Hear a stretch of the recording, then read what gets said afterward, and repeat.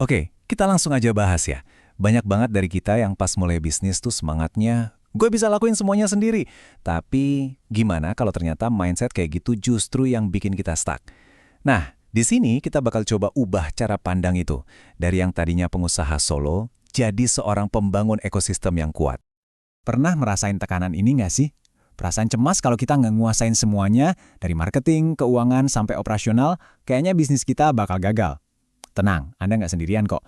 Ini tuh ketakutan yang umum banget dialami para entrepreneur. Dan kutipan dari Pangeran Siahaan ini, wah, ngena banget. Ini langsung ke intinya, ego.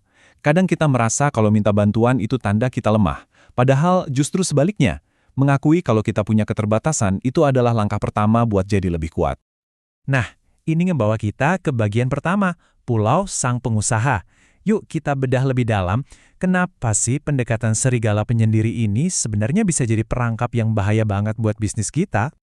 Jadi gini, kerja sendirian itu bukan lencana kehormatan loh, malah bisa jadi kerugian strategis. Kenapa? Karena saat kita sendirian, kita jadi punya blind spots, cuma bisa lihat dari kacamata kuda. Kita jadi kehilangan banyak banget perspektif berharga, koneksi penting, dan pastinya peluang-peluang emas buat kolaborasi. Terus, gimana dong cara pertama buat keluar dari pulau itu? Jawabannya adalah dengan cari pemandu. Seseorang yang udah pernah ngelewatin jalan yang mau kita lewatin dan bisa nunjukin arahnya. Oke, mari kita bahas soal mencari mentor. Nah, yang menarik di sini adalah gimana tiga manfaat ini saling nyambung. Mentor itu, seperti kata Pangeran Siahaan dan Agung Bezahari, bukan cuma ngasih tahu kita harus ngapain. Mereka itu ngebantu kita buat mikir lebih luas, ngebukain pintu ke jaringan mereka, dan yang paling penting, mereka ngebantu ngebentuk mental kita biar tahan banting. Ingat kan, skill teknis itu bisa dipelajari, tapi mentalitas itu cuma bisa dibentuk lewat waktu dan pengalaman. Ini nih, langkah-langkah praktis yang bisa langsung kamu coba. Jangan takut buat deketin orang yang kamu kagumi. Coba deh kirim pesan yang tulus di LinkedIn atau Instagram. Jelasin secara spesifik, kamu mau belajar apa dari mereka. Dan yang paling penting, pikirin juga apa yang bisa kamu kasih balik. Mungkin wawasan baru atau keahlian spesifik yang kamu punya. Ingat, ini kemitraan, bukan jalan satu arah. Quote dari Agung Bezahri ini dalam banget ya. Coba deh, kita renungin sebentar. Siapa sih 5 orang terdekat di lingkaran profesional kamu sekarang? Apakah mereka bikin kamu jadi lebih maju? Nah, dengan punya mentor, kita secara sadar mendesain salah satu dari 5 slot itu dengan orang yang bisa ngangkat kita ke level berikutnya. Oke, dari hubungan satu lawan satu dengan mentor, sekarang kita perluas lagi cakrawala kita. Langkah selanjutnya adalah beralih dari satu pemandu ke sebuah suku pendukung yang lebih besar. Mari kita bicara soal kekuatan sebuah komunitas. Slide ini ngejelasin bedanya dengan simple banget. Kalau mentor itu ibaratnya personal trainer kamu yang ngasih bimbingan mendalam. Nah, komunitas itu tim kamu. Mereka ngasih dukungan moral, kasih semangat pas kita lagi jatuh, dan ngasih peluang dari berbagai arah. Dua-duanya ini penting banget dan saling melengkapi. Nah, ini contoh nyata yang keren banget dari gerakan Rawamangun Digital, yaitu etos saling-saling. Ini bukan cuma konsep loh, tapi aksi nyata. Saling dukung, saling like, saling beli produk teman, sampai saling berbagi info. Inilah wujud nyata dari sebuah ekosistem yang sehat dan berfungsi. Jadi, poin utamanya gini, gabung ke komunitas Kaya Tangan di Atas atau TDA itu bukan cuma buat nambah kenalan. Ini adalah sebuah strategi bisnis.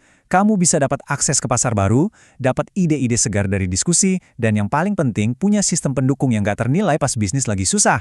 Ini adalah akselerator pertumbuhan yang gak akan bisa kamu dapetin kalau sendirian. Setelah punya pemandu dan punya tim, sekarang waktunya buat jadi lebih proaktif. Yuk, kita naik ke level selanjutnya, ngebentuk aliansi strategis lewat seni kolaborasi. Ini bukti nyata kekuatan kolaborasi. Di Desa Cikoneng, UMKM-nya nggak jalan sendiri-sendiri. Mereka gandeng Karang Taruna. UMKM fokus bikin produk berkualitas, sementara Karang Taruna bantu di sisi pemasaran.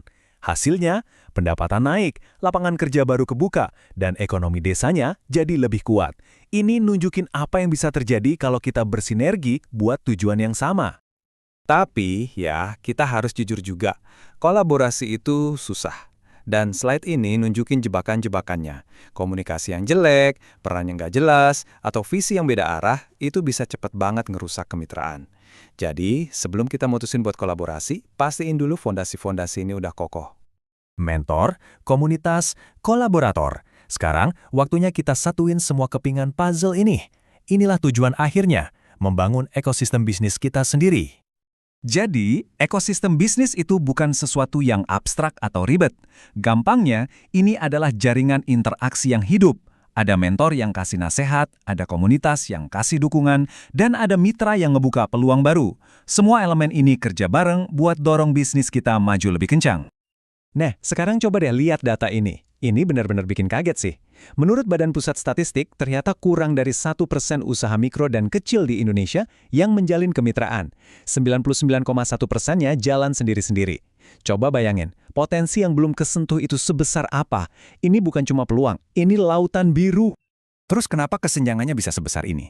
Nah, data ini ngasih jawabannya. Alasan nomor satu yang paling gede adalah tidak tahu caranya. Jadi ini bukan karena mereka nggak tertarik, tapi karena kurangnya pengetahuan. Dan ini menegaskan betapa pentingnya obrolan kita hari ini. Kalau ada satu hal yang perlu kamu ingat dari semua pembahasan ini, ya ini dia. Persamaan yang simple tapi powerful banget ini ngerangkum semua perjalanan kita. Ekosistem bisnis kamu itu bukan satu hal tunggal, tapi gabungan dari hubungan-hubungan strategis yang kamu bangun secara sadar. Jadi, kita tutup dengan pertanyaan ini untuk kamu. Setelah dengerin semua ini, siapa langkah pertama kamu? Mungkin calon mentor yang udah lama kamu kagumi? Atau sebuah komunitas lokal yang bisa kamu datangi besok? Coba pikirkan satu nama, satu tindakan. Karena membangun ekosistem yang kuat, itu dimulainya dari satu koneksi pertama.